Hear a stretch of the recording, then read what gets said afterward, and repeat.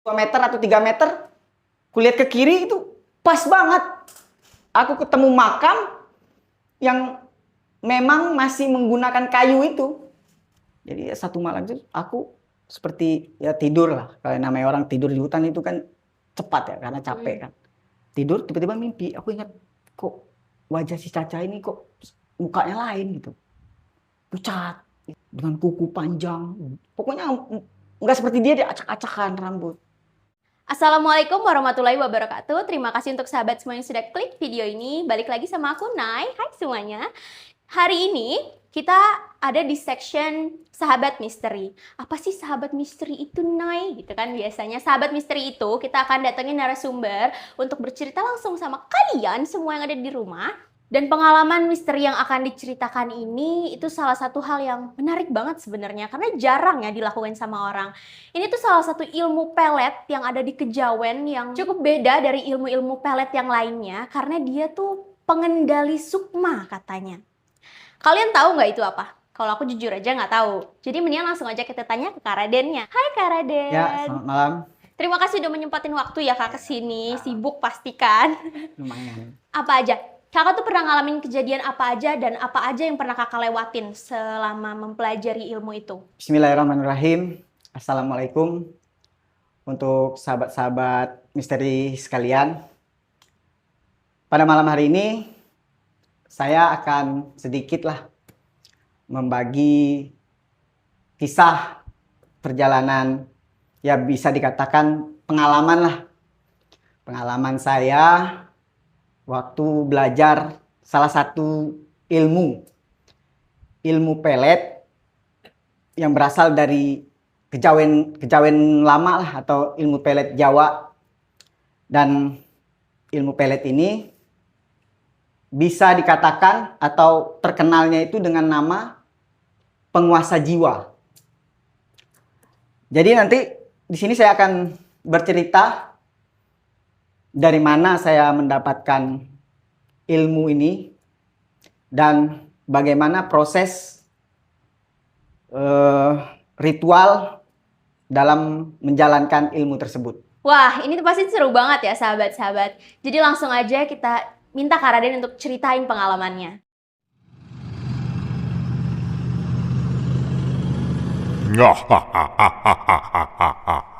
Oh ya sahabat-sahabat misteri semua.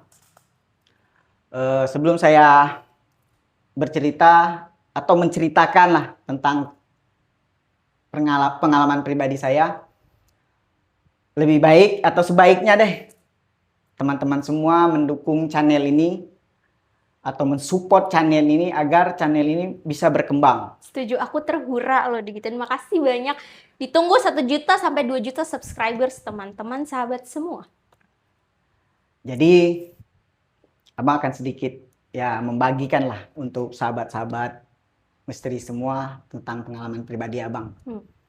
Ya bisa dikatakan ini pengalaman hidup lah. Kalau dalam peribahasa itu ya kan, lama hidup banyak pengalaman lah. Nah jadi ini salah satu pengalaman yang Abang bisa Abang bilang ini pengalaman pribadi yang punya kesan lah. Nah, jadi saya akan sedikit bercerita ini tentang salah satu ilmu.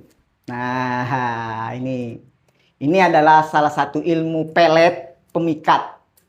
Yang memang ilmu ini ilmu yang saya dapat ini dari salah satu spiritual ilmu kebatinan yang memang asli orang Jawa ya. Jadi boleh dikatakan ilmu ini ilmu kejawen lama lah yang saya pelajari. Nah, sahabat-sahabat pasti tahu lah ilmu kejawen itu seperti apa. Nah, jadi awal mula nih saya mempelajari ilmu kejawen ini saya bertemu lah dengan seseorang. Ya, saya boleh dikatakan berguru lah dengan seorang perempuan. Jadi ini sosoknya ini sosok perempuan yang memang kesehariannya itu praktisi ilmu kebatinan lah atau dukun lah. Nah mungkin sahabat-sahabat juga pernah mendengar atau nonton nih di salah satu video dari channel Riwijaya, adik saya. Dan sosok Mbak ini udah sering diceritakan, mungkin sahabat-sahabat juga pernah dengar lah atau tahu lah. Kita sebut saja di sini namanya Mbak Tini. Nah, jadi Mbak Tini ini salah satu spiritual kebatinan yang memang di Jambi itu terkenal lah, cukup terkenal. Walaupun dia pendatang ya di Jambi, tapi dia cukup lama di Jambi. Kurang dari sekitar 40 tahun lah, ya kan? Dia di Jambi itu. Dan kebetulan Mbah Tini ini memang dekat sama Riwijaya itu. Bisa dikatakan Mbah Tini ini ibu angkatnya lah. Jadi entah di mana gimana ketemu sama adik saya Riwijaya itu. Tapi ada seperti ikatan lah antara ibu dan anak gitu kan. Emang udah sayang lah. Nah, kebetulan Mbah Tini ini memang nggak punya anak. Oh, emang nggak nikah? Nggak. Kalau Mbak Tini ini kalau disebut nikah, suaminya banyak. Nah, mungkin sahabat-sahabat bisa flashback nih di videonya Riwijaya. Mungkin di situ lebih ada penjelasan lah tentang Mbak Tini. Tapi di sini saya akan simpel aja. Nah, jadi begini. Setelah Riwijaya ini dekat sama Mbak Tini ini, jadi saya itu di tahun 2013 awal atau pertengahan lah, saya itu pernah sakit. Jadi sakit saya itu bisa dikatakan salah satu penyakit aneh. Nah, anehnya itu kenapa? Jadi di sekujur tubuh saya ini seperti cacar, mengeluarin air gitu. Tapi kalau dibilang cacar, saya udah pernah kena kan. Jadi kata dokter itu kalau cacar itu nggak mungkin berulang-ulang. Kalau udah sekali kena nih, nggak mungkin timbul, nggak mungkin kambuh lagi kan. Nah, tapi di situ kita masih positif aja kan tentang penyakit saya ini tadi. Jadi waktu itu udah drop banget nih kondisi badan. Jadi yang saya rasakan itu badan saya itu kalau udah mulai malam, habis maghrib itu panas, kayak kebakar gitu. Jadi kambuhnya kalau maghrib. Nah, jadi gejolak panas itu seakan-akan mengubah perasaan saya itu merasa seperti gimana ya? Ya pikiran itu kayak nggak tenang gitu, resah, emosi melambung gitu kan. Jadi perasaan apa yang saya lihat itu salah aja. Nah, yang lebih anehnya lagi tuh kondisi kalau malam itu dia keluar seperti ya itu tadi seperti kayak campak itu. Kayak cacar. Iya, kayak cacar. Jadi pas pagi hari itu dia nggak ada, kempes. Loh? Tuh, jadi dengan kondisi itu jadi sering bertanya-tanya kan ya, mungkin karena kita itu mengerti lah tentang, ya nggak usah diceritain lah tentang hal-hal seperti itu, jadi sedikit agak berpikir ini seperti bukan penyakit bawaan atau memang ini bukan penyakit medis lah. Nah, dengan kondisi itu saya dibawalah ke rumah sakit, dirujuk ke rumah sakit, sampai di situ diperiksa, terus saya dirawat lah di ruangan, di salah satu ruangan di rumah sakit. Tapi saya bertahan itu cuma 3 hari. Karena apa? Kondisi yang saya alamin itu sama sekali nggak ada perubahan. Kapan mulai masuk malam, tubuh saya itu panas kayak kebakar. Terus kalau mulai tidur itu mulai kayak seperti ngigo, ngelantur, ngomong ngoceh, ngorol ngidul gitu kan. Nah, jadi lihat kondisi seperti itu saya memutuskan lah untuk ya udah pulang aja. Karena saya pikir ini bukan sakit medis.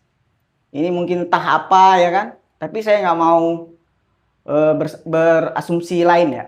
Nah, waktu itu adik saya datang, Riwijaya ini datang dengan orang tua saya, dengan bapak saya buat jenguk kan. Nah, di situ bapak ngelihat juga, ya udahlah pulang aja gitu kan. Rio juga bilang, ya udah pulang.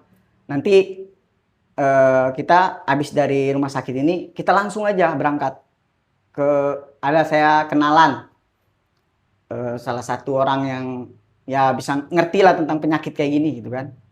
Terus saya bilang, ya udahlah, aku udah nggak kuat lagi nih, mendingan pulang aja. Nah, jadi siang itu kita boleh nggak boleh dokter itu udah ngasih ya udah pulang aja gitu kan. Ya udah. Akhirnya kita pulang.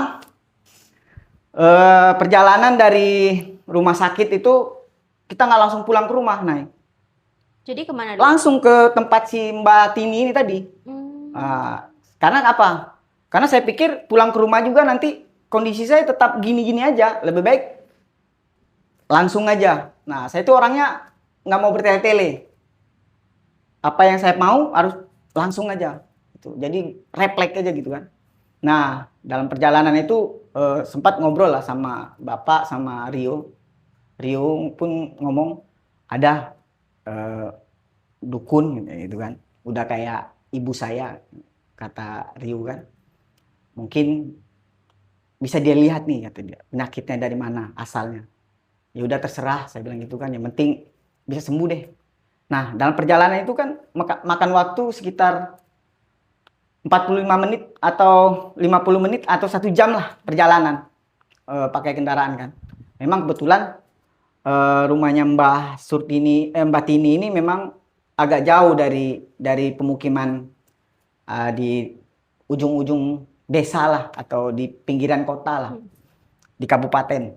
Nah, di dalam perjalanan itu kita terus berjalan, akhirnya sampailah di suatu rumah, ya rumah sederhana lah. Kalau kita bilang nggak terlalu mewah, tapi nggak terlalu jelek juga atau susah juga lah. Tapi di situ pas begitu masuk gerbang itu memang tiba-tiba tubuh saya ini seperti ada sesuatu yang berjalan itu, bergerak. Entah apa nggak tahu. Kayak ceret gitu. Ini badan ini tadi kayak ada sesuatu lah yang memang saya yang ngerasain ya kan. Agak beda. Begitu turun, saya turun mobil aja masih di itu. Di papa karena memang selama hampir seminggu itu makanan itu sulit masuk karena di dalam mulut saya ini, di tenggorokan saya ini sakit atau kayak ada yang nggak, memang sama seperti yang di kulit luar ini. Kayak ada bentol-bentol. Nah, gitu. Itu kena air aja perih. Nah, jadi yang saya asup dalam tubuh ini cuma infus doang. Nah, jadi masuklah di papa. Kita masuk, silaturahmi, ketok pintu, assalamualaikum. Begitu buka pintu, keluarlah sosok Mbah Tini ini datang.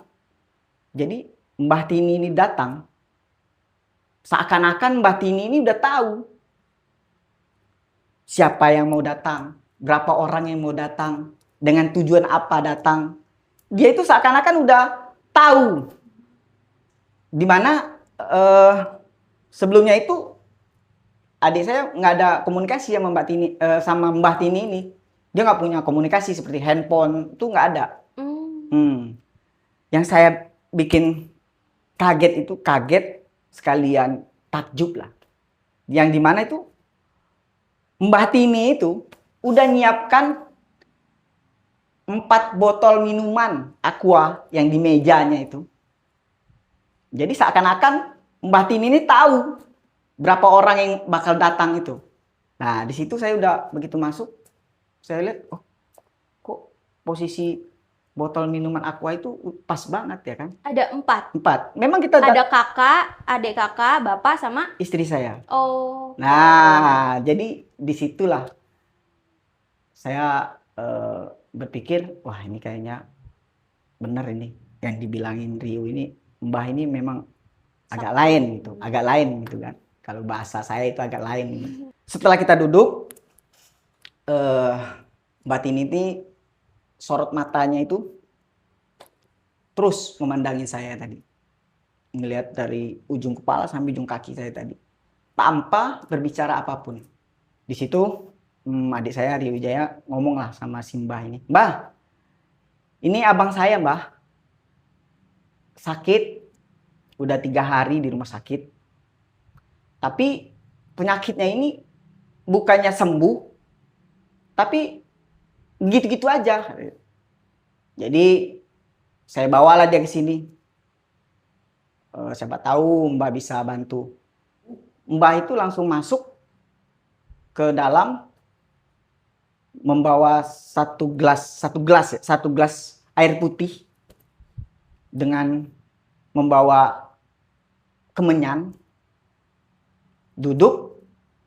Ya, posisi duduk itu kebetulan nih saya jadi Mbah itu posisi tempat duduk Mbah itu di dalam rumah Mbah itu, jadi begitu kita masuk pintu itu memang tempat duduknya itu kayak kursi tamu biasa.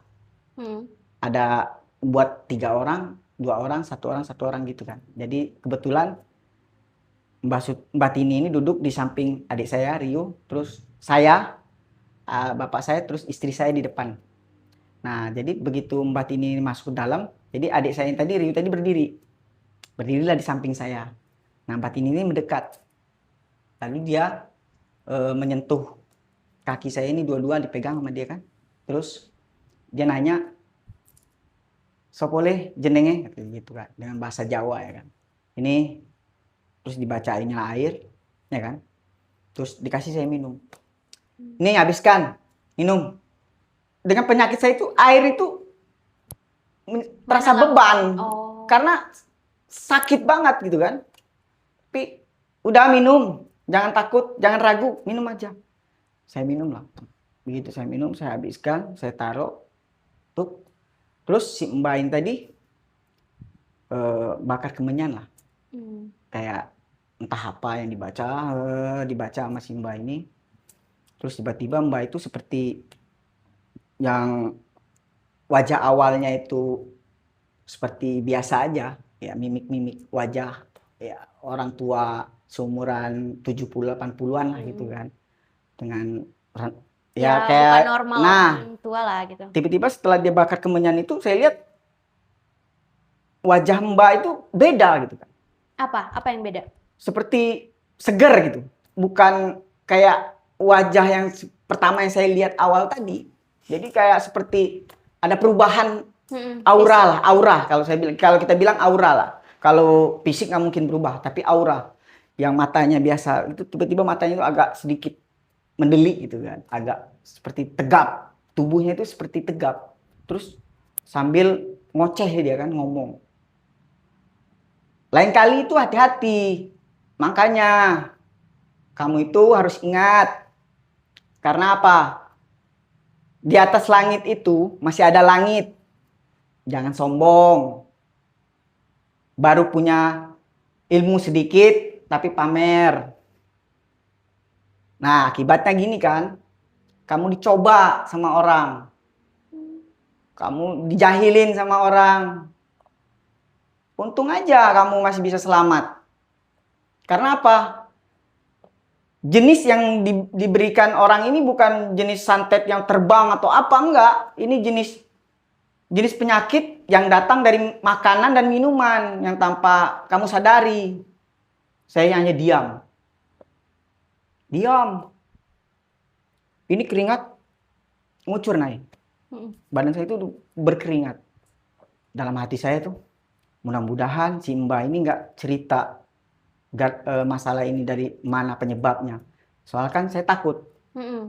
Takutnya itu rahasia saya kebongkar. Karena ada istri saya waktu itu ya kan. Tapi si Mbak ini tetap cerita. Nah, lihat nih, abangmu ini. Ini gara-gara perempuan. Sampai dicelakain orang gini. Itu pada saat itu saya ngelihat ekspresi istri saya itu agak sedikit gimana ya? Kesal, jutek lah dia kan. Tapi memang boleh saya akui lah, memang istri saya itu orangnya ya udah tahu lah. Dari awal kenal saya udah tahu saya itu gimana kan. Jadi saya agak kurang khawatir lah kan masalah itu. Jadi si Mbak ini udah sembuh itu. Tapi ingat, 3 hari setelah ini kamu datang. Aku ingin ngobrol sama kamu. Aku pengen tahu apa aja yang kamu lakukan di luar sana sampai kamu kayak gini. Terus si Mbak itu ngomong, ini penyakit kalau orang tua bilang dulu itu nama penyakitnya itu kemakan bisa. Jadi bisa itu dalam arti itu dia bukan jenis racun, dia sejenis kayak racun, tapi racun itu nggak membunuh, tapi menimbulkan penyakit. Oh. Nah, penyakit yang seperti itu tadi, penyakit aneh. Kalau dibiarkan, lama-lama kan penyakit itu akan tumbuh di seluruh tubuh, otomatis orang-orang bakal benci kan, malas dekat sama saya kan. Nah, maksud orang itu tadi itu, bukan niat untuk membunuh, tapi untuk membunuh karakter, kalau saya bilang. Biar saya itu dibenci sama orang-orang. Jadi, kalau saya bilang, Mbah, makasih ya Mbah, udah mau bantu saya. Ya mudah-mudahan saya sembuh Mbah. Tapi saya berkeyakinan sembuh Mbah. Dia ketawa. Dasar. Ini bocah nakal. Ya jadi saya malu-malu lah. Nah, awal datang tadi di papa, pas pulang tadi saya seakan-akan tubuh saya ini tadi seger. Cuma karena minum air itu aja? Nah, seger aja. Kayak agak lain gitu kan. Agak fit lah. Tapi ya memang bekas itu masih ada. Tapi tiba-tiba tuh kayak gitu. Badan tuh udah kuat. Udah gitu. Enak lah gitu kan. Udah nggak dipapa lagi tuh Simbah ngeliat aja ke saya. Saya pun seakan-akan ada kontak batin lah. Nah pulang kita dalam perjalanan itu ya bercerita lah Riu tadi. Ternyata Mbah Tini ini adalah salah satu kuncen persugihan yang ada di Gunung Kemukus. Nah, jadi Mbah Tini ini. Gunung Kemukus itu apa? Jadi Gunung Kemukus ini gunung tempat orang-orang melakukan persugihan. Di sana itu ada makamnya Joko Samudro itu. Nah, jadi si Mbah ini memang dari leluhurnya itu dulu memang kuncen dari Gunung Kemukus itu.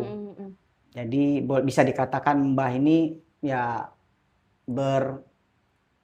kecimpung di dunia itu cukup lama. Gitu. Nah, cukup lama. Pegangannya lah ataupun yang mendampingi Mbah ini memang sosok dari sana.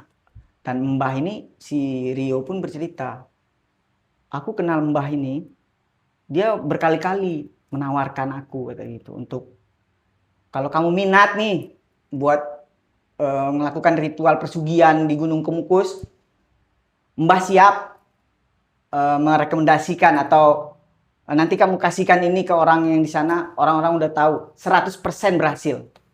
Nah, tapi kan memang di sini adik saya itu kan Rio Wijaya itu nggak ada minat ataupun nggak pernah terpikir ke sono kan. Emang nggak tertarik. Nah, nggak tertarik lah dia dengan hal itu. Tapi ditawari gitu kan. Yang memang jarang-jarang. Ya mungkin itu tadi karena emang udah dekat. Ada koneksi. Iya, tapi sebelumnya itu mungkin ada urusan lain lah yang dibantu dari Mbah ini mungkin berhasil. Makanya Mbah itu nawarkan. Nah, ya udahlah 3 hari lagi saya datang ke sini. Dan Rio Wijaya bilang, "Udah, kamu Abang ntar datang aja sendiri ke sana." Dan sampailah di hari ketiga yang dijanjikan oleh Mbah tadi suruh datang, saya datang sendiri. Waktu itu saya datang itu sekitar jam 7 malam lah.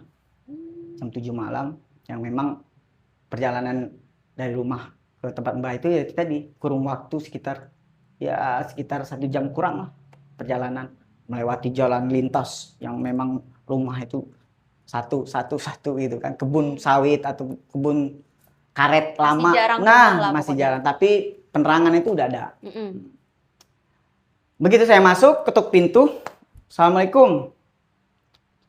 Nggak dijawab. 3 kali saya ketuk, tiba-tiba keluar sosok laki-laki, ya parubaya juga, tapi sekitar umur 40-50 lah. Nggak terlalu tua, tapi gagah. "Oh iya masuk." Udah ditunggu sama Mbah. Saya kaget. Ditunggu Mbah. Kayaknya Mbah ini tahu saya mau datang. Masuk aja langsung ke kamar. Jadi Mbah itu punya kamar khusus. Kamar ritual pengobatan itu memang khusus. Yang memang kalau ada yang datang konsultasi sama Mbah itu datang masuk ke tempat itu. Begitu saya masuk, duduk. Jadi Mbah itu lagi bakar kemenyan itu di dalam satu tempat pembakaran kemenyan biasa. Api asapnya udah bau gitu kan. Terus saya lihat Mbah itu lagi duduk, di depannya ada kopi, terus ada rokok. Mbah itu ngerokok. Ngerokok, duduk. Gimana? Sehat, Le? Alhamdulillah, Mbah. Sehat. Makanya jadi orang selalu ingat deh, ingat. Ya memang kamu belajar, punya. Tapi kan gak semua apa yang kamu lakukan itu orang suka. Apa yang kamu buat itu orang senang. Bisa jadi ada yang sakit hati sama kamu. Iya. Iri sama kamu. Dengan cara gitu buat nyelakain kamu. Kamu tahu orangnya siapa? Apa kamu mau tahu? Terus kita balas. Gimana? Saya diam. Mbah, kalau bagi saya pribadi, saya nggak perlu tahu orangnya siapa. Oh, saya nggak perlu balas. Biarlah Mbah. Apa yang terjadi di diri saya ini saya anggap ini pelajaran. Pelajaran hidup buat saya. Agar kedepannya saya lebih Berhati-hati. Nah, lebih dewasa, lebih berhati-hati lagi dalam melakukan sesuatu. Mbah itu ketawa. Lele, saya udah tahu jawaban kamu. Makanya saya bilang, kamu datang 3 hari lagi. Saya ingin bercerita sama kamu. Saya ingin menawarkan sesuatu buat kamu. Saya diam. Menawarin apa ya? Mbah, si Mbah ini. Jadi seakan-akan gini, Nay. Jadi Mbah itu sebelum kita mengucapkan sesuatu itu dia seakan-akan kata hati kita itu kebaca sama Mbah itu. Jadi dia Udah tahu tahu apa yang mau kita ucapkan itu dia udah tahu. Pikiran kita itu udah kebaca. Mbah, opole, saya mau nanya. Mau nanya tentang apa? Menurut Mbah, ya kan? Ilmu pelet apa Mbah? Yang paling, ya bisa katakan ilmu pelet yang paling sakti dah Mbah. Ilmu pelet yang bisa bikin orang gila atau apalah Mbah. Yang memang boleh dikatakan ilmu ini ilmu kuno yang memang udah diwarisin dari zaman dulu gitu Mbah. Ilmu kejawen. Kalau Mbah kan orang Jawa tuh ilmu kejawen dulu Mbah. Karena saya pernah tahu Mbah. Tanya ilmu kejawen itu boleh dikatakan sangat mumpuni Mbah. Karena ilmu itu ilmu yang dipakai oleh raja-raja dulu. Nah, kalau di Jambi itu kan ya kita bukan membedakan antara suku ataupun ras ya. Yang di sini mungkin di Jambi itu sama ilmunya tapi beda namanya. Nah, jadi di sini saya menanyakan itu ke Mbah itu Mbah cuma senyum. Nggak ada dijawab ataupun nggak ada ekspresi apa-apa. Waktu itu saya mulai sedikit agak memahami bahwa ya memang Mbah ini kalau lagi wujud, kalau saya bilang wujud aslinya manusia itu dia biasa. Orang tua yang renta, yang mukanya ya orang tua lah. Ya, tapi begitu dia udah berhadapan dengan media kemenyannya itu dia seakan-akan Mbah itu umurnya itu lebih muda dari umurnya sekarang. Lebih segar. Aura itu terpancar dari wajah ya. Kita kelihatan lah kalau orang-orang yang kayak gitu kan. Le, kenapa Mbah? Kamu mau jadi dukun nggak? Nah, dia bilang gitu sama saya. Kamu mau jadi dukun nggak? Kalau saya lihat kamu itu berbakat. Kalau mau jadi dukun. Saya ketawa. Ketawa. Dalam hati saya nggak mau kayak bapak saya. Saya menjadi dukun. Saya memang nggak mau. Saya cuma ilmu kebatinan itu saya pengen pelajari. Siapa yang memiliki ilmu itu saya dekatin, saya pelajari. Pelajari. Jadi memang hobi. Tapi nggak punya niat untuk menjadi spiritual itu nggak punya niat sama sekali. Ah Mbah nawarin saya dengan yang saya nggak mau. Coba Mbah tawarin saya yang saya mau. Loh, jadi diseakan-akan emosi Mbah itu kan. Dengan nada bicara saya tadi. Oh kamu mau? ilmu pelet yang kamu bilang itu tadi? Ada. Saya ada. Saya diam. Wah, kayaknya benar nih ada. Ini orang tua banyak simpanan. Tapi Mbak itu tahu. Yang saya ucapin itu dalam hati itu tahu. Apa mau saya kupas habis tentang kamu? Biar kamu tahu, saya tuh tahu isi hati kamu. Dengar ya. Ilmu pelet, pemikat itu banyak macamnya. Tapi ilmu yang satu ini memang hati-hati. Jangan pernah kamu gunakan ilmu ini untuk main-main. Kalau hati ini udah sakit, dikecewai, baru ilmu ini digunakan. Maka kamu lihat hasilnya. Kamu buktikan. Jadi Mbah, ilmu itu jenisnya apa? Ya langsung nanya. Pokoknya gini aja Le. Saya wariskan ilmu ini, nanti kamu lakukan ritual.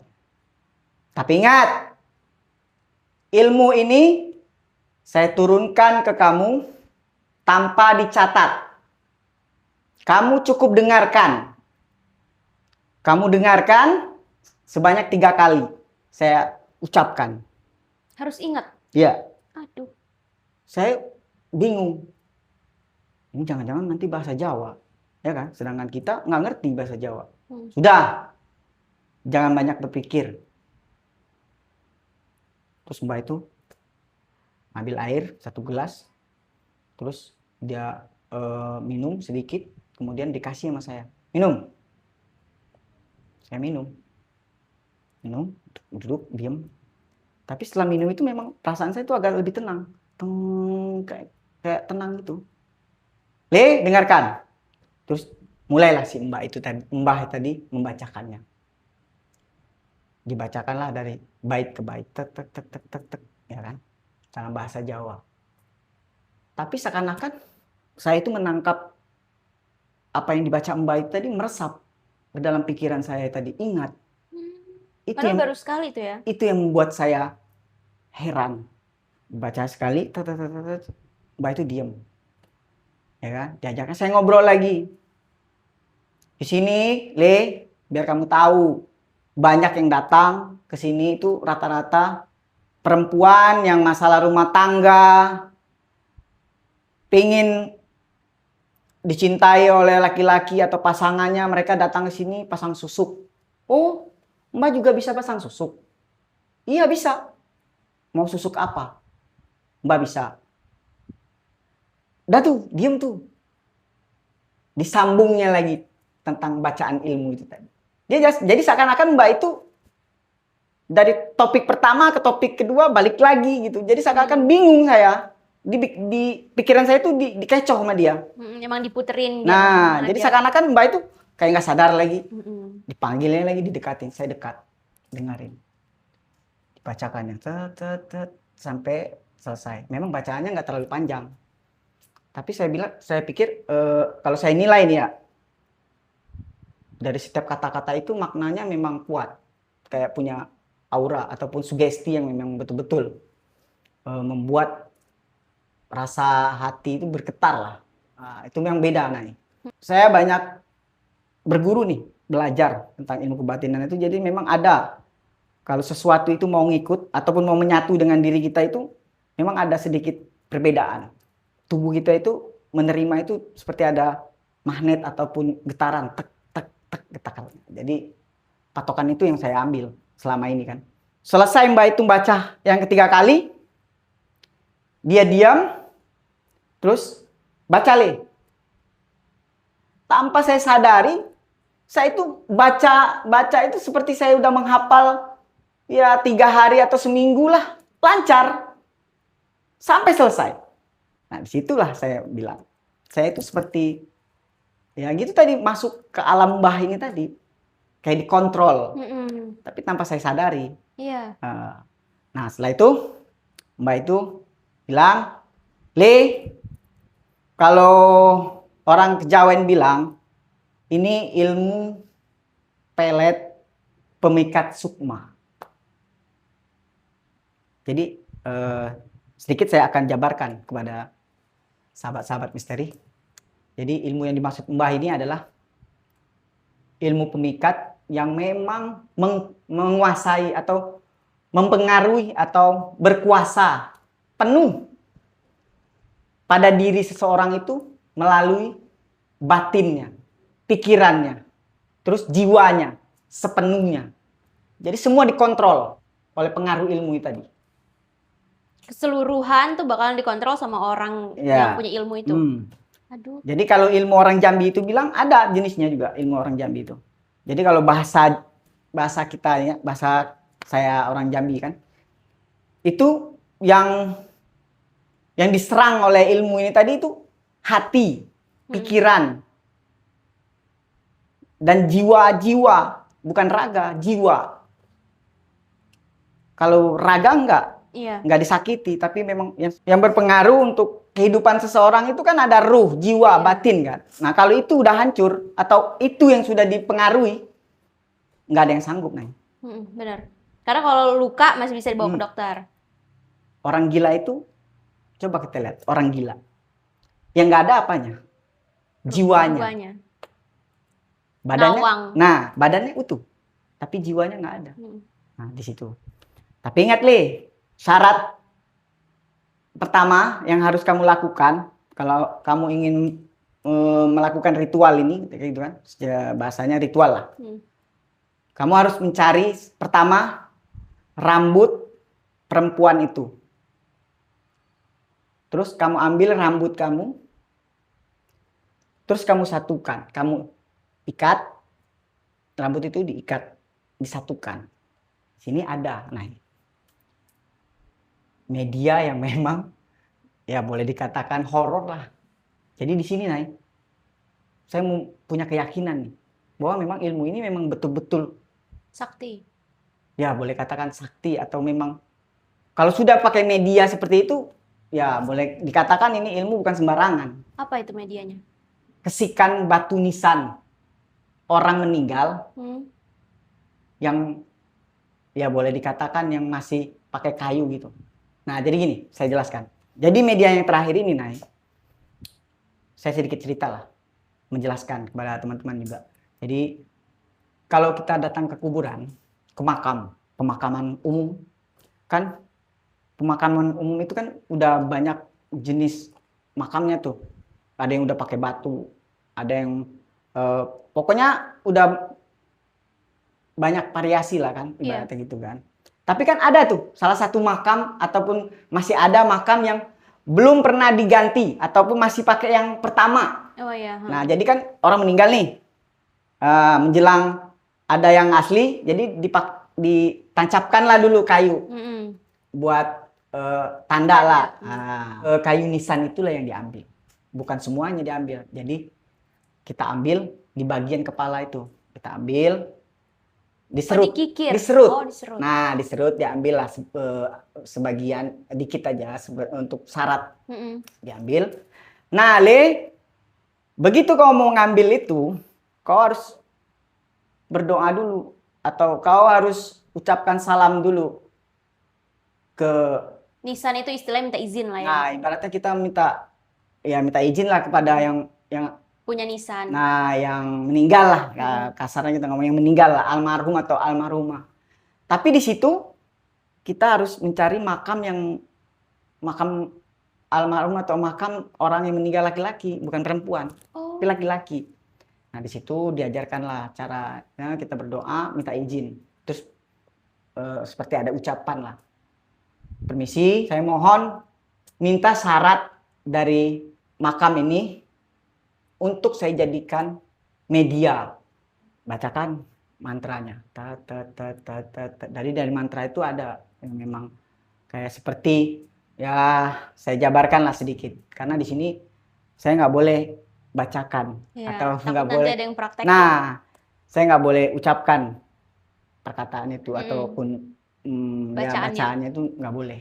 Memang dari setiap itu kalau kita artikan memang ada seperti ya manggil lah atau mengajak lah. Jadi selesai sampai di situ, nanti kau bungkus dengan kain hitam tadi. Dia bilang gitu sama Mbak itu. Tapi tetap di situ posisinya, di makam itu. Oh, jadi ada kain hitam yang ada rambutnya Ya itu. itu, Dibungkusnya di iya, situ. Oke, sip. bungkus di situ, terus kau bakar kemenyan. Kau putari 3 kali. Sambil terus kau bacakan. Dengan siapa yang kau tuju. Seperti itulah penjelasan ilmu itu saya dapat dari siapa dan ritual dari ilmu itu seperti apa. Nanti gimana Mbah? Ya udah. Kapan kamu punya masalah atau pengen kamu gunakan. Mbak restui. Mbak ijazahkan lah dalam bahasa sekarang. Masuklah ke kisah setelah saya mendapatkan ilmu itu tadi. Di mana ilmu itu saya gunakan dan siapa targetnya itu di awal tahun 2013 bulan Maret. Saya ingat itu bulan Maret sebelum ulang tahun saya. Sekitar tanggal 19 saya diajak oleh teman lama lah. Ya udah lama nggak ketemu tapi dia sukses sekarang. Dia itu salah satu konsultan perumahan itu. Dia bikin perumahan kerjasama sama orang-orang yang punya duit itu kan. Nah, perumahan gitu. Jadi pada malam itu saya ditelepon. Waktu itu masih jam-jam 9, jam 10. Nah, pas jam 11 saya izin lah sama istri. Waktu itu saya punya istri. Jadi saya ini pergi ke, ya biasalah yang namanya orang-orang kayak gitu kan butuh hiburan gitu kan. Iya. Nah, jadi pergi ke salah satu pub lah yang ada di Jambi itu. Kayak ya diskotik ya. Tapi pub yang nggak terlalu rame gitu kan, nggak terlalu bising, tapi ada perempuan-perempuan semua, pokoknya lengkap gitu. Nah kebetulan saya hari malam itu sendiri, ya kan. Saya nggak nyangka, paling dia berdua gitu kan. Jadi pas saya masuk, sebelum saya masuk telepon, kau di mana? Ya kita sebut aja nih teman saya ini namanya Topik ya. Topik bilang udah masuk aja, masuk tuh, masuk, duduk. Nah pas masuk itu saya lihat teman saya, terus ada koko Cina, terus ada temannya lagi satu laki-laki dan 3 perempuan. Nah, jadi berapa orang itu ya? 6 orang ya? 7 ke saya. Kena dikenalin lah saya nih tadi sama si Topik ini tadi. Kok ini kok teman saya kok. Kalau Jambi dia yang punya kok kata gitu kan, karena dia Raden gitu kan. Karena dia orang Jambi. Nggak kenalan tuh saya tuh. Begitu kenalan sama perempuan tadi. Yang pertama, yang kedua. Nah, yang ketiga ini tadi, saya lihat perempuannya agak beda gitu kan. Bedanya di mana?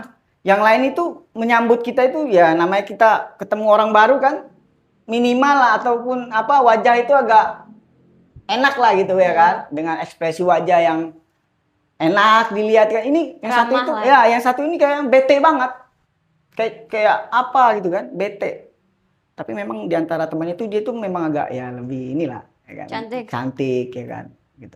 Terus agak-agak ya bisa dikatakan high class gitulah kalau ya anak-anak sekarang bilang kan. Jadi di situ saya udah penasaran nih, tek. Nah, penyakitnya saya itu gitu. Saya kalau sama perempuan itu jangan kasih saya penasaran.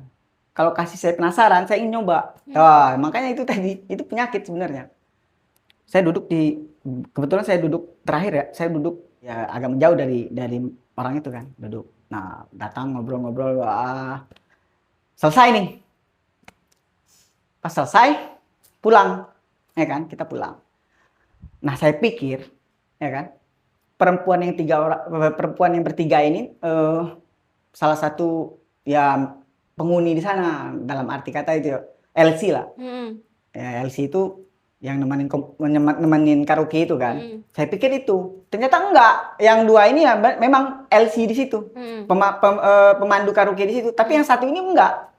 Kok pulang keluar dia kan? Nah, pas pulang itu mereka duluan ya pulang lah tuh. Si perempuan terakhir ini pergi bertiga nih. Satu mobil sama yang teman Koko ini tadi. Yang Cina ini tadi. Pergilah mereka entah kemana. Nah saya masih Topik itu masih di depan kan ngobrol. Kenapa? Diem aja dari tadi perasaan. Dia negor saya kan. Dia tahu karena teman udah lama. Tapi dia udah tahu nih. Lu biasanya kalau lihat perempuan itu beda gitu. Agak apa gitu. Kok malam ini agak beda? Pik, jujur Pik. Aku penasaran sama perempuan tadi. Waduh, jangan. Kenapa? Bini orang, istri orang. Bukan. Berat, jangan. Beratnya di mana? Ngomong yang jelas. Terus dia berbisik. Dia itu simpenan si Koko itu. Oh, istrinya? Bukan. Ya paling baru 2 bulan, 3 bulan inilah kenal. Oh, anak malam? Bukan. Dia kerja loh, perempuan itu. Kerja di mana? Sales marketing. Sales marketing perumahan. Oh, anak buah lu loh. Iya, gitu. Aku kenalin ke Koko itu gitu. Kurang ajar gitu kan. Ya, namanya dunia itu kan memang berkaitannya dengan hal-hal seperti itu, nah. Iya. Kurang ajar. Tapi sombong ya. Ya emang gitu. Sok cantik gitu. Ya memang cantik si Topik itu bilang. Si Topik itu udah tahu pembahasan tujuan saya itu udah tahu karena saya penasaran, dia udah tahu. Penasaran ya. Emang dasar. Terus si Topik itu ada nada seperti kayak meremehkan, menantang, bercanda tuh bercampur. Nggak bakal dapat. Jangan. Aku udah tahu isi otak kamu. Terus aku diam. Tunggu aja.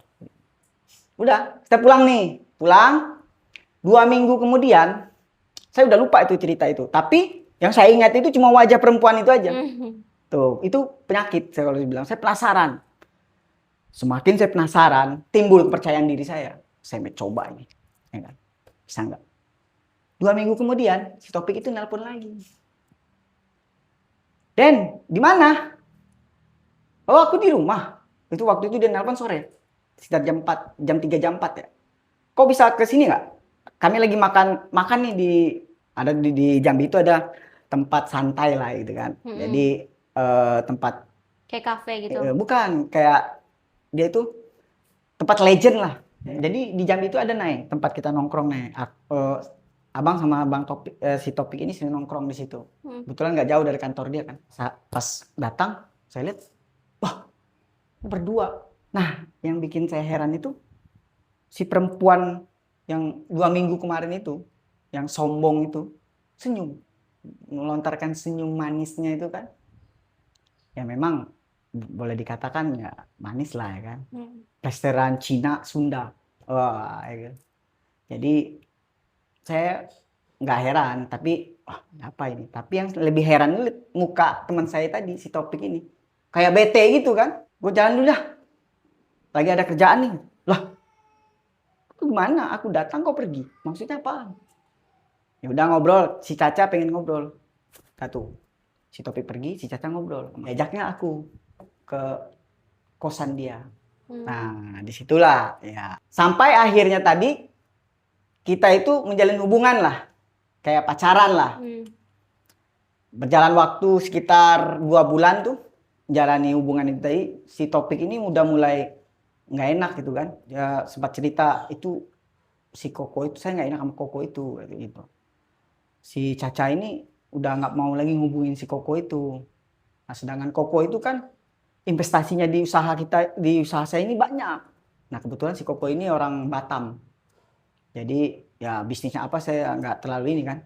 Yang jelas si Koko ini mau nikahin si Caca ini jadi istrinya, tapi si Caca ini nggak mau. Awalnya mau, tiba-tiba nggak mau. Kenapa?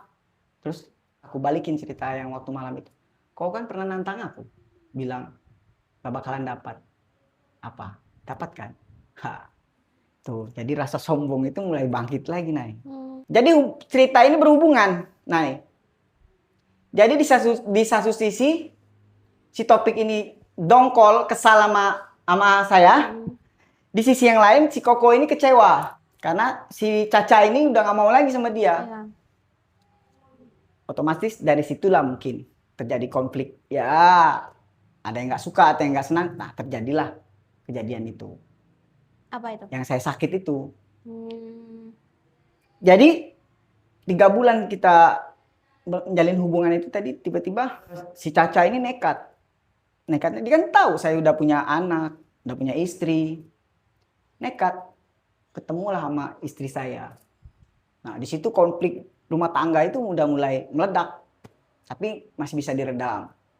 Si Caca ini datang bilang bahwa dia itu pengen nikah sama saya. Terserah mau jadi istri berapa, mau nikah siri pun nggak apa-apa. Yang penting saya nikah sama Bang Raden. Tapi istri saya ya gitu, memang orangnya memang terlalu banyak mendam. Nanti suatu saat meledak gitu aja. Jadi berjalan 3 bulan itu naik, kita happy aja naik. Sampai dia dekatin anak saya, diajak jalan. Pokoknya saya merasa wah ini kayaknya cocok lah gitu kan. Nah kita punya pikiran lah buat menghalalkannya ya kan, dengan nikah siri gitu kan. Tapi sampai mikir, wah nanti kalau nikah siri gimana gitu kan. Nanti istri gimana. Tapi kayaknya istri saya itu cuek-cuek aja. Dipikir, nggak dimasukin dalam pikiran, tapi kita nggak tahu kan. Jadi setelah 3 bulan berjalan itu, ada 1 minggu yang memang nggak ada sebab, nggak ada akibat, tiba-tiba si Caca ini datang nelpon, Bang, ketemu sekarang. Kaget dong, ada apa ya? Dalam perjalanan itu aku mikir, ada apa ya? Tiba-tiba datang, Bang, kayaknya hubungan kita ini nggak bisa dilanjutin. Lah, kenapa? Aku mau pulang. Aku mau pulang kampung. Orang tuaku ingin aku nikah. Orang tuaku yang mencarikan jodoh buatku. Kaget dong. Oh, kok mau nikah? Nah, terus gimana hubungan ini? Terus aku sempat berpikir, ini ada apa ya? Kok tiba-tiba rasa percaya diri aku tuh hilang? Wah, nggak mungkin ini. Tapi nggak sempat berpikir lain kan. Aku hanya diam, langsung aku iyain aja. Oh ya, kalau gitu. Tapi kita memang nggak ada berdebat, nggak ada apa. Dingin aja, flat, datar aja. Pulang, tapi mulai pulang itu aku berpikir, ini kurang ajar. Aku sempat berpikir gini, Nay. Ini memang ada oknum atau seseorang yang memang pengen menghancurkan kehidupanku, rumah tanggaku. Bisa jadi nih perempuan dibayar atau apa. Tapi aku berpikir nggak mungkin kalau dia dibayar ataupun sengaja. Sedangkan dia memang kena pengaruh dari ilmu. Ya kalau aku bilang itu pengaruh ilmu, kena. Tapi kok tiba-tiba hilang. Pengaruh itu nggak ada, kayak lenyap. Nah biasanya ada orang lain lagi yang masuk ataupun orang lain lagi yang mempengaruhinya dengan ilmu baru ataupun ya bisa katakan diobati lah, tiba-tiba hilang itu kan pengaruh dari kita tadi. Oke kalau gitu. Nah disitulah aku berpikir jahat. Kau tunggu balasan.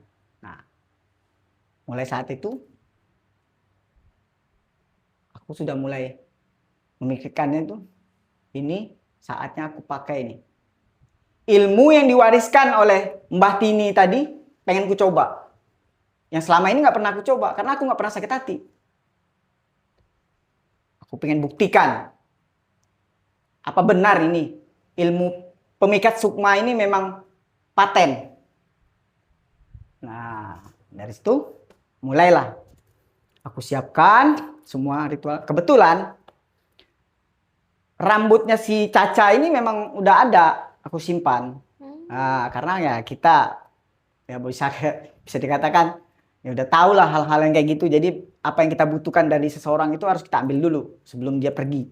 Nah, jadi ini nih jadi kunci bisa buat kita balas atau apa kan. Aku ingat itu hari Senin Pon.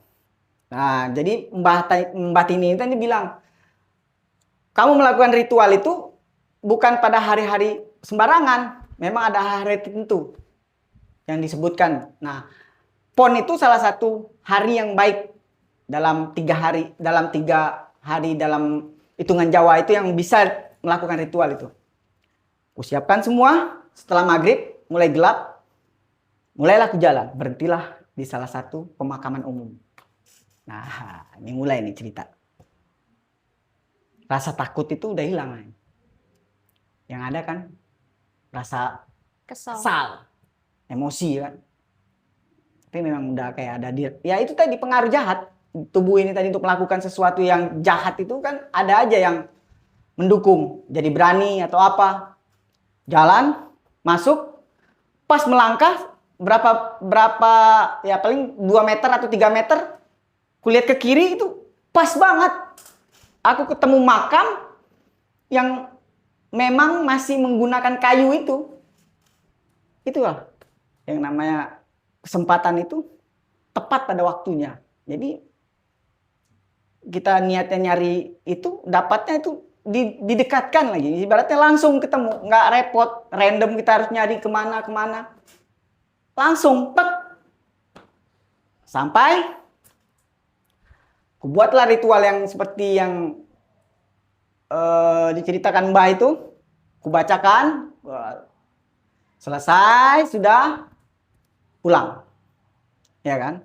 Pulang ke rumah, tinggal aku berpikir, ini gimana caranya agar media ini bisa masuk ke dalam rumahnya. Karena ini harus masuk ke dalam rumahnya. Karena kalau nggak masuk, nggak bisa terjadi tuh hal-hal yang kita inginkan. Oh iya, aku kan masih komunikasi, ibaratnya kita nggak ada permusuhan kan, masih baik-baik aja. Aku telepon dia, kamu di mana? Aku di rumah bang. Oh ya, aku ke rumah sebentar ya. Aku mau ngambil bajuku. Kebetulan bajuku masih ada di kontrakan dia kan, di kosan dia. Oh iya bang, ini udah aku siapin. Itu sakitnya lagi, dengarnya itu bajuku itu udah dipisahin. Di situ yang bikin, ini memang anak, ini orang memang kayak udah lupa banget dengan aku gitu kan. Padahal waktu 3 bulan itu bukannya waktu yang sebentar loh, Nay. Setiap hari ketemu. Sampai aku, ya ibaratnya ya rasa cinta itu ada lah, mustahil nggak ada ya kan. Sampai aku sia-siakan istriku, anakku ya kan. Ya, setiap harinya aku ke situ, banyak waktu lah habis di situ. Tapi balasannya seperti itu kan, ini cocok, pas. Seperti kehendaknya dari ilmu ini tadi. Begitu sakit hati, rasa sakit itu udah sakit banget, nah ilmu ini berlaku. Masuk aku ke rumah, ke kontrakannya itu. Jadi kosannya itu 2 lantai. Jadi kalau ditanam nggak bisa, aku pikir nggak bisa masuk kan. Aku cari akal aja, aku masuk, aku lihat tuh nggak ada. Nah, jadi syaratnya itu tadi, media itu tadi, aku lempar di bawah lemarinya itu, tek, lempar aja. Kebetulan lemarinya itu ada bolongan itu kan, tek, lempar. Yang penting syarat itu harus masuk ke rumah atau ruangan dia lah, yang dia setiap hari di situ. Kita masuk, aku ambil bajuku, aku pulang. Nah, pulang itu besoknya bapak nelpon. Den, kau ke kampung sekarang. Pulang. Ini bapak ada modal, kau buka usaha. Kau pergi ke hutan aja. Kau tebangin kayu itu, kau bawa, kau jual ke pabrik. Kayu logging itu kan, zaman itu masih bebas. Nggak ada peraturan waktu itu kan. Lagi pula itu kan hasil kayu perkebunan. Jadi kita bisa minta surat ini dari dinas kehutanan kan. Mendingan sana aja daripada kalau lagi nggak ada kerjaan. Nah, jadi aku pergilah pulang. Jadi pergi itu aku langsung masuk ke hutan, Nay. Yang namanya kerja itu kan kita harus kerja bawa orang. Kita harus perhatikan nih orang. Jadi pulang itu paling ngambil stok makanan buat mereka. Terus balik lagi sampai kayu itu terkumpul dan kita bawa ke sawmill itu atau pabrik-pabrik yang membutuhkan kayu itu. Memang jauh. Dan kalau dari rumah itu naik perahu itu sekitar 3 jam masuk ke hutan, kebun. Nah, jadi memang aktivitas itu aku nggak pulang ke rumah. Ada kali sekitar ya hampir 1 bulan. Bisa dikatakan dalam 1 bulan lah. Jadi memang aku lupakan banget tentang si Caca ini, aku lupain. Nggak ada pernah aku pikir, terserah. Yang penting syarat tuh udah masuk. Mau gimana terjadinya aku nggak tahu. Tapi kamu tahu nggak nih, apa yang terjadi dengan si Caca ini? Kenapa itu? Kenapa dia? Si Caca ini bisa dikatakan seperti orang gila. Maksudnya gilanya tuh gimana? Jadi si Caca ini setelah kejadian aku pulang malam itu, 3 hari setelah itu si Caca ini sakit, dibawalah ke dokter. Tapi setelah sakit itu si Caca ini sedikit ada perubahan. Itu diceritakan oleh si Topik ini tadi, dari temanku tadi kan. Karena si Caca ini kan anak buahnya kan. Katanya si Caca ini udah hampir 2 minggu ini nggak masuk kerja. Kerjaannya di rumah terus. Selalu bertanya tentang aku. Pengen tahu aku di mana. Si Caca ini pun udah berkali-kali datang ke rumahku bertemu dengan istriku. Tapi istriku nggak cerita aku kemana. Karena dia tahu ini perempuan yang menghancuri rumah tanggaku. Ini perempuan yang bakal jadi, ya kalau sekarang pelakor lah ya kan. Nggak mau dia kasih tahu. Aku nggak tahu. Mungkin dia pergi kemana. Emang dia pernah bilang kalau mau pergi? Dia nggak pernah bilang. Kamu cari aja sendiri. Ternyata si Caca ini udah kemana-mana mencari aku. Komunikasi udah nggak ada. Aku ganti nomor. Si Topik pun nggak bisa nyari aku. Karena dia nggak terpikir aku kemana. Aku di mana itu dia nggak tahu. Nah ternyata si Caca ini udah seperti orang gila. Kelakuannya itu tadi. Kapan malam nggak bisa tidur. Makan pun nggak mau. Jadi ya itu tadi reaksinya kelihatan. Entah di mana, entah dari mana, entah apa. Pada suatu malam aku tiba-tiba ingat tentang pesan dari Mbah Tini tadi. Le, ingat. Apabila ada petunjuk ataupun mimpi, dalam mimpimu itu tadi masuk wajah perempuan atau targetmu tadi, kau datang temui dia. Nah, itu tadi naik.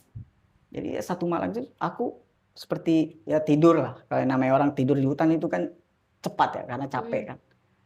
Tidur tiba-tiba mimpi. Aku ingat kok wajah si Caca ini kok mukanya lain gitu. Pucat gitu kan. Dengan kuku panjang. Pokoknya nggak seperti dia acak-acakan rambut. Yang biasanya kukunya bersih itu ya kan. Ke salon ini seminggu bisa 2 kali ya kan. Rawat lah. Nah, aku samperin lah si Caca ini, tapi nggak langsung. Kutemuilah si Topik. Si Topik kaget lihat aku datang ke kantornya kan. Kemana aja?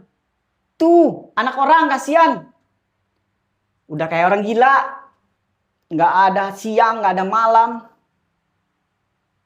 Nelponin, suruh cari kau. Oh dicari nggak ada. Kau menghilang kemana? Aku nggak bilang dong aku kemana. Aku bilang, aku pulang ke Jakarta. Gitu. Iya, nggak ada satupun informasi tentang kau. Ya namanya orang ke hutan, siapa yang tahu? Sinyal nggak ada, nomor pun gue ganti. Nah, saat itu dia langsung telepon si Caca itu. Caca itu datang. Nah, disitulah aku ngelihat si Caca itu bentuk mukanya itu serem banget. Iya, pucat. Terus ya seperti dalam mimpi, iya seperti dalam mimpiku itu kukunya itu udah panjang. Aku tahu banget dia itu orangnya rapi. Nah, dia datang peluk aku langsung nangis, minta maaf. Terus dia bilang, "Tolong kalau mau kau bunuh aja aku. Tapi jangan kau buat aku seperti ini." Aku bingung dong. Ternyata si Caca ini dan si Topik ini udah pergi kemana-mana buat konsultasi pengobatan si Caca ini. Berarti dalam pikiranku apa yang terjadi dengan penyakitku itu ada hubungan dengan mereka. Tepat berpikir itu, tapi kan udah kulapapkan sama si Simbah, aku nggak mau balas dendam kan. Mereka ini udah tahu bahwa penyakit si Caca ini nggak bisa disembuhi. Karena orang-orang itu bilang, dukun-dukun itu bilang, si Caca ini sukmanya itu hilang. Hilang? Iya, seperti nggak ada. Jadi yang masuk ke dalam raganya si Caca ini cuma pikiran tentang aku. Rasa rindu. Pokoknya ya nggak bisa kita bayangin ya. Kita ya bukan kita yang terjadi dengan diri kita kan. Nah disitulah aku mulai berpikir, biarlah, aku bilang dalam hatiku, ya udahlah, tolong bang, kalau memang abang sakit hati ataupun sama aku, mendingan abang bunuh aja aku. Aku ikhlas bang, tapi jangan abang buat aku seperti ini. Hidupku hancur, masa depanku hancur bang. Aku seperti orang gila. Udah berkali-kali teman-temanku bilang, aku disuruh bawa ke rumah sakit jiwa. Karena kelakuanku, tingkah lakuku aneh. Si Caca ini nggak menyadari apa yang terjadi dengan diri dia itu. Karena itu tadi, pengaruh dari ilmu itu tadi yang rusak. Dia menguasai jiwa, ya kan, pikiran sepenuhnya dari si target ini tadi dikendalikan. Nah, makanya aku bilang ini ilmu yang memang menggunakan media yang pas syaratnya. Memang bisa membuat orang kena ataupun ya boleh dikatakan ini ilmu bukan sembarangan. Kalau sudah menggunakan media kuburan, tanah kuburan ataupun tanah keramat, air mandian jenazah itu udah beda, Nay. Itu pasti ada unsur makhluk ataupun ada unsur jin di situ. Nah, dari situlah aku mulai yakin. Tapi dalam hatiku, aku sudah sempat berpikir sebelum kejadian dia datang kepada aku itu, kan aku udah dikasih tahu kan, efek dari ilmu itu aku udah tahu. Sebelum aku yang memaafkan, sebelum kita yang mengambil syarat yang kita taruh tadi, dia nggak bakalan sembuh sampai kapanpun. Coba kalau aku mati, ibaratnya mati nih kita, otomatis nggak bisa sembuh lagi. Dia nggak bakal sembuh sampai gila. Nah, dari situ aku cuma minta sama dia, setelah kau sembuh, cuma satu permintaanku. Jangan pernah lagi kau injak tanah Jambi ini. Cuma itu. Kau pergi, terserah. Mau kau pulang kampung, mau kau kemana, tapi satu permintaanku. Jangan pernah kau datang lagi ke tanah Jambi ini. Karena kalau kau datang, kau akan gila seperti ini lagi. Iya bang, aku janji bang. Apapun bang, aku lakuin bang. Pulanglah, aku dengan dia pulang. Benda yang kutaruh tadi, syarat yang kutaruh tadi masih ada. Tuh. Padahal udah hampir 1 bulan kan. Masih ada di kolong. Ambil. Kemudian aku ambil syarat itu tadi. Nah, aku bakar. Ya aku bakarlah, aku musnahkan. Karena syaratnya harus gitu. Terus abunya yang tadi dari pembakaran itu aku ambil, aku buang ke sungai. Nah disitulah kita melafazkan lagi bahwa semuanya itu akan hilang di bawah air mengalir. Nah jadi semenjak itu Nay, dia pulanglah ke kampung, terus menikah.